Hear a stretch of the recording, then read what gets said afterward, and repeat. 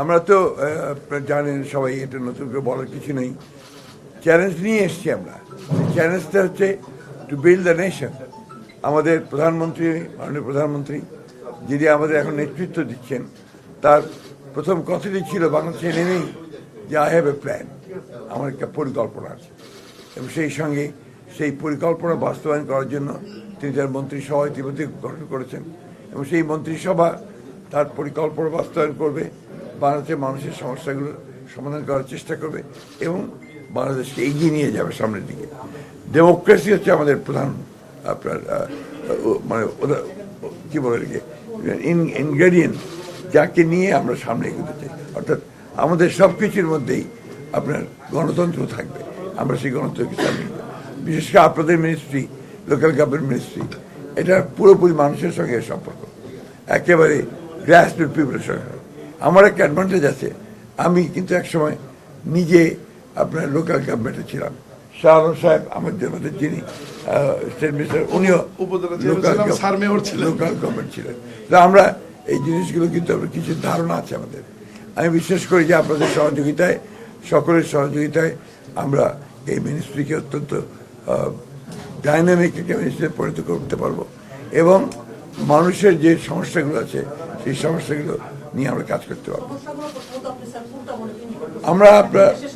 আমরা তো আপনারা জানেন আমাদের প্রধানমন্ত্রী তিনি যে কয়েকটা 8টা আমাদের দিয়েছেন আপনার ফ্যামিলি কার্ড দেওয়া, তারপর কৃষকদেরকে আপনার সহযোগিতা করা, এগুলো অনেকগুলো আছে। সেই সঙ্গে আপনার যেটা আপনার আছে যে আপনার সোশ্যাল যে আপনার সিকিউরিটি, এই বিষয়টা আপনার অত্যন্ত জরুরি, যেটা আমরা আমাদের মন্ত্রণালয়ের সঙ্গে অনেকগুলো আপনার জড়িত থাকবে ভবিষ্যতে। আগের যে অবয়বটা ছিল পুরো অবয়বটা নাও থাকতে পারে, এর সঙ্গে নতুন কিছু আসতে পারে। চিন্তা ভাবনাগুলো আমরা যেগুলো করেছি সেইভাবে আমরা এগোতে পারি সামনের দিকে। এটি হলো যে স্থানীয় সরকার যে বিভাগগুলো আছে, জেলা পরিষদ, উপজেলা পরিষদ, পৌরসভা, এগুলো তো এখন ফাঁকা শূন্য।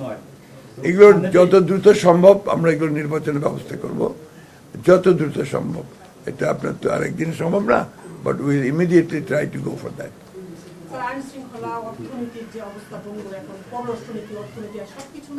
না না, অতটা খারাপ না।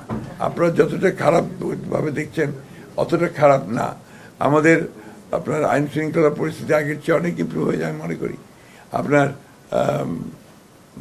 আপনি অর্থনীতি, আপনার মাইক্রো যেটাকে বলে আপনার ম্যাক্রো ইকোনমিক স্টেবিলিটি, এটা অনেকটা এসছে।